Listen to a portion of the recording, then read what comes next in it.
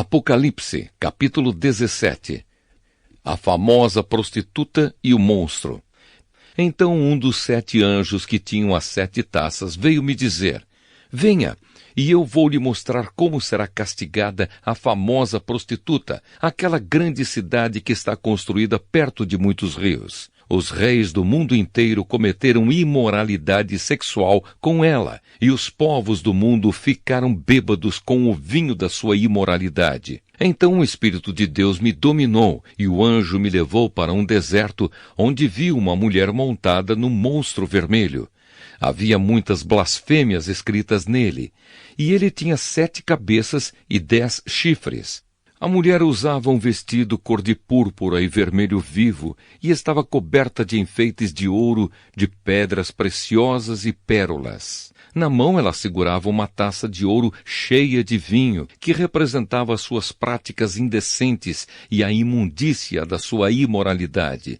Na sua testa estava escrito um nome que tem um significado secreto: a Grande Babilônia, mãe de todas as prostitutas e de todas as pessoas imorais do mundo. Então vi que a mulher estava embriagada com o sangue do povo de Deus e das pessoas que haviam sido mortas porque tinham sido fiéis a Jesus. Quando a vi, fiquei muito espantado, e o anjo me perguntou: por que é que você está assim tão espantado? Vou lhe contar o significado secreto da mulher e do monstro que a carrega, a qual tem 7 cabeças e 10 chifres. O monstro que você viu estava vivo, mas agora não vive mais. Ele está para subir do abismo e dali sairá e será destruído. Os moradores da terra que desde a criação do mundo não têm os seus nomes escritos no livro da vida, ficarão espantados quando olharem para o monstro. Ele estava vivo, agora não vive mais, porém tornará a aparecer. Isto exige sabedoria e entendimento. As 7 cabeças são 7 montes onde a mulher está sentada.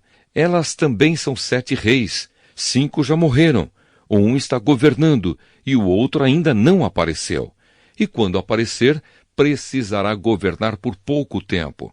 E o monstro que já esteve vivo, mas que agora não vive mais, é o 8º rei, que faz parte dos primeiros 7 e que vai ser destruído. Os 10 chifres que você viu são 10 reis, que ainda não começaram a governar, mas vão receber autoridade para reinar com o monstro durante 1 hora.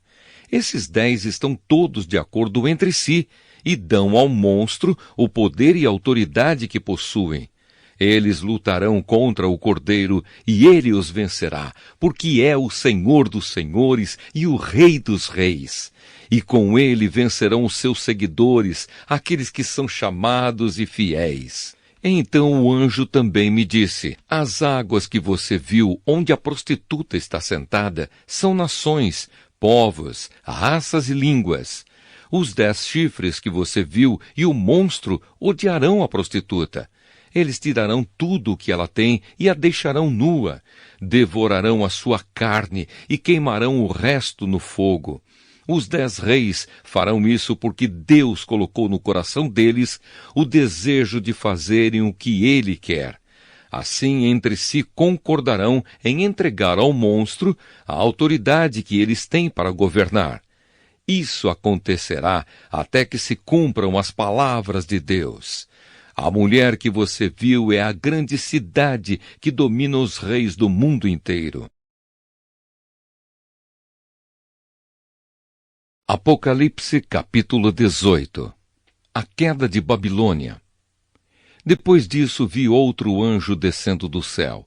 Ele tinha um grande poder e o seu brilho iluminava toda a terra. E gritava com voz forte: caiu! Caiu a grande Babilônia! Agora quem vive ali são os demônios e todos os espíritos imundos. Todos os tipos de aves e feras imundas e nojentas vivem nela, pois todas as nações beberam do seu vinho, o vinho forte do seu desejo imoral. Os reis do mundo inteiro cometeram imoralidade sexual com ela, e os homens de negócio deste mundo se enriqueceram à custa das práticas sexuais sujas da prostituta.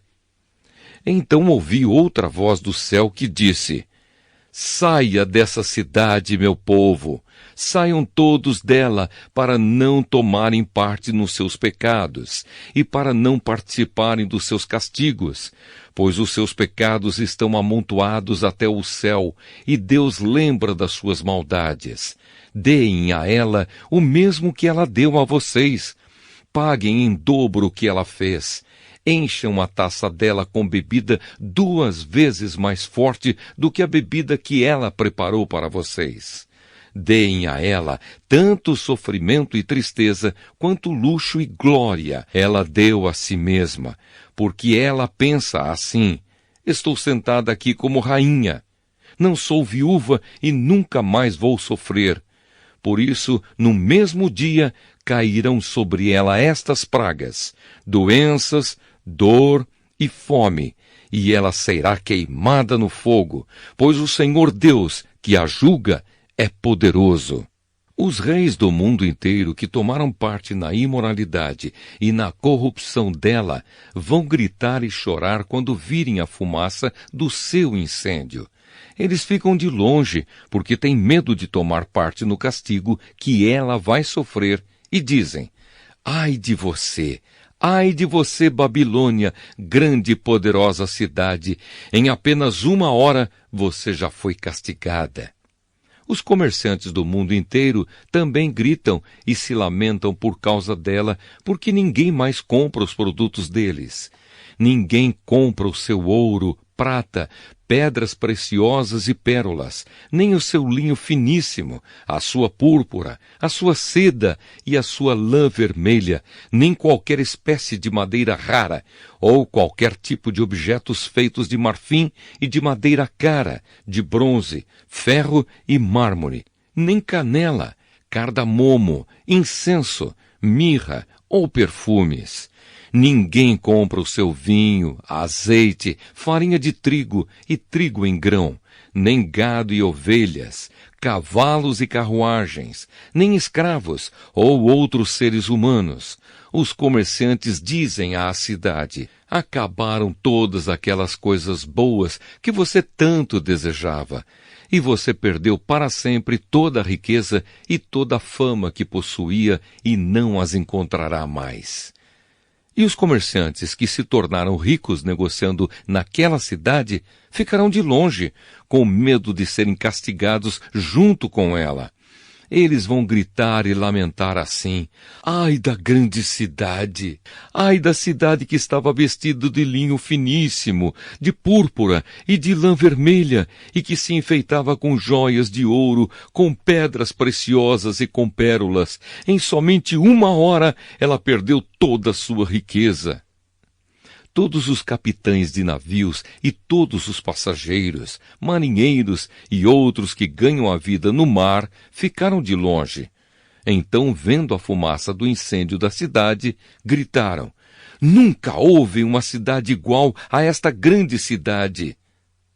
Em sinal de tristeza, eles jogaram pó sobre a cabeça, choraram e gritaram assim: ai da grande cidade! Ai da cidade onde, à custa da sua grande riqueza, se enriqueceram todos os que tinham navios no mar, e em apenas 1 hora ela perdeu tudo! Alegrem-se, ó céus, por causa da destruição dessa cidade! Alegrem-se, povo de Deus, apóstolos e profetas, pois Deus a condenou pelo que ela fez a vocês.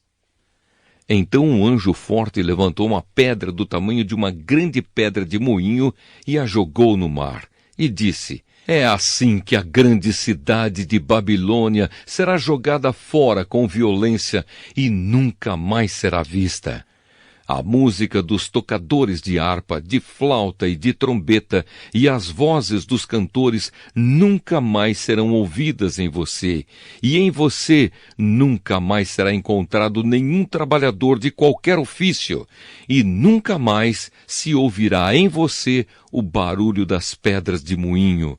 Em você jamais brilhará a luz de uma lamparina, e nunca mais se ouvirá em você a voz dos noivos e das noivas. Os seus comerciantes foram os mais poderosos do mundo, e com feitiçaria você enganou todos os povos da terra. A grande Babilônia foi castigada, porque nela foi encontrado o sangue dos profetas, o sangue do povo de Deus e o de todos os que foram assassinados na terra. Apocalipse capítulo 19. Depois disso ouvi no céu uma voz forte como se fosse a de uma grande multidão que dizia: Aleluia! A salvação, a glória e o poder pertencem ao nosso Deus. Os seus julgamentos são verdadeiros e justos. Ele condenou a famosa prostituta que corrompia a terra com a sua imoralidade. Deus a castigou porque ela havia matado os servos dele. E a multidão disse outra vez: Aleluia! A fumaça do incêndio da grande cidade sobe para todo sempre. Então os 24 líderes e os 4 seres vivos caíram de joelhos e adoraram a Deus, que estava sentado no trono, e disseram: Amém! Aleluia! A festa de casamento do Cordeiro. Então veio do trono o som de uma voz que dizia: Louvem o nosso Deus todos os seus servos, todos os que o temem, tanto as pessoas importantes como as humildes. Aí ouvi um som que parecia a voz de uma grande multidão, como o barulho de uma grande cachoeira, ou como fortes trovões, que dizia: Aleluia! Pois o Senhor nosso Deus, o Todo-Poderoso, é Rei. Fiquemos alegres e felizes, louvemos a sua glória, porque chegou a hora da festa de casamento do Cordeiro e a noiva já se preparou para recebê-lo. A ela foi dado linho finíssimo, linho brilhante e puro para se vestir. O linho são as boas ações do povo de Deus. Então o anjo me disse: Escreva isto: Felizes os que foram convidados para a festa de casamento do Cordeiro. E o anjo disse ainda: São essas as verdadeiras palavras de Deus. Aí eu me ajoelhei aos pés do anjo para adorá-lo, mas ele me disse: Não faça isso, pois eu sou servo de Deus, assim como são você e os seus irmãos que continuam fiéis à verdade revelada por Jesus. Adore a Deus.